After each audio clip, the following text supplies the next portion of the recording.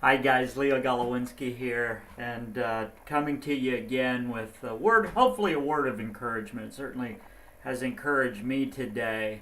And as always, I appreciate you taking the time to watch this video, to tune in as it were, and just take a couple of moments.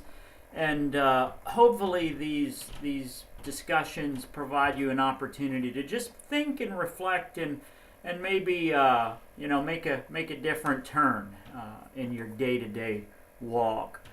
Well, one of the things that I do in the morning, I came to the conclusion some time ago that I am in control of my experiences. I don't believe that experiences are predicated on circumstances. I believe they're predicated on how we interpret those stimuli that are happening all around to us. And how we experience the world is largely a choice. Now, it's not like we're sitting there consciously saying, okay, I'm going to feel good about this or I'm going to feel bad. Largely, emotions happen at an unconscious level. But through training and really training your thought patterns, there is a way to recondition those responses so that your experiences are what you want them to be. And for me, that gives me a tremendous sense of being in control, not in the sense that I can control my circumstances and my surroundings, but that I can control my internal environment. And that has become much more important to me today because I tried many years to control my external world, and it was those attempts were filled with failure and frustration. But when I really redirected that energy to control my internal environment, it really made a difference in my sense of well-being, and my happiness levels, my contentment levels, the way I see the world, the way I treat others, really everything across the board. And that ultimately is what I want to experience on a day-to-day basis. I call that undisturbed living. To me, an undisturbed life is a life that it doesn't get drawn into the drama, a life that doesn't get frustrated with the fact that your wife got rear-ended the day before at the stoplight up the road. It accepts things. It accepts everything in life, and it doesn't put these labels on things being good or bad. Things just sort of are when you get into that type of mindset. So here's a little piece of a principle that I utilize in my life on a daily basis and it's one of the many things. There's no magic bullet when you talk about undisturbed living. That's really many little things done well, especially in the area of the thought life. And one of the things that I learned, I'll start with my experience as a young manager.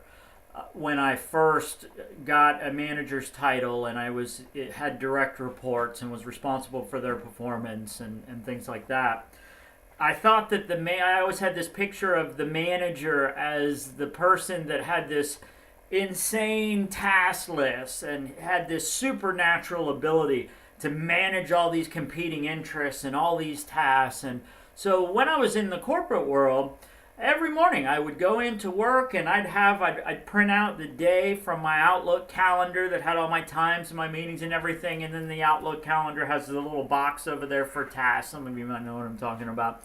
And I would write all my tasks in there. I'd have transfer the leftover ones from the day before.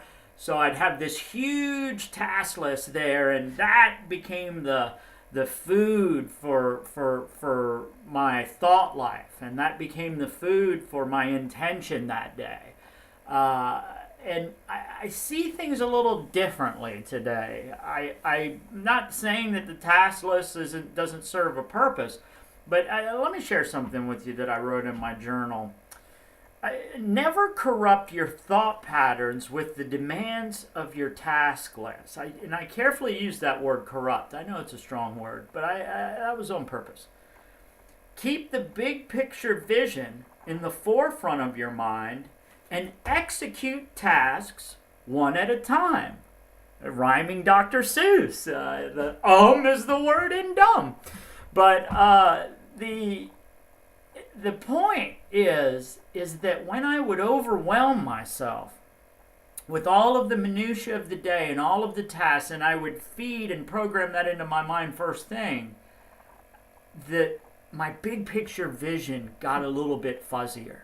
And the more tasks and the more things that I had to do that day, and the more meetings I had, and the more phone calls that I had to return, and all these things that I had to execute, the more that took over my mindset, the fuzzier and the grainier and the blurrier my big picture vision for who I wanted to be became. And so today I operate a little bit differently. I don't lay out a huge task list. I have just as many competing interests today as I ever had. I seem to get more and more every day. You know, life just seems to get more and more complex every day, more things to do. And what's different is today I manage my task list. I put everything into my calendar on my computer, and then I schedule my tasks for specific times so that they'll pop up on my phone or pop up on my computer when it's time for me to execute a specific task. And some days I have many of those. I could have 20 or 30 of those things to do. But the point is I don't look at all 20 or 30 of them. I look at one at a time. When that one task pops up, that's the one thing that I'm going to do. And that frees up my mental capacity to focus and to meditate on who do I want to become? What is the meaning of all this? Why am I doing all this stuff, right?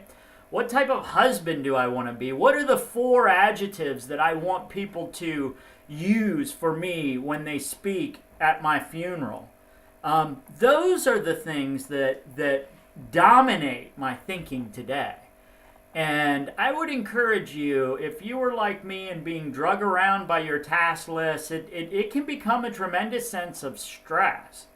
But when you are focused and in the moment about who you want to become, then all those little tasks, they just seem to fall right in place. And I have become so much more productive with this technique and with this method. And I would encourage you to give it a try. Maybe it doesn't work for you, but give it a try. There's no harm in trying, right? Well, thanks again for joining me, guys, and we'll talk soon. Take care.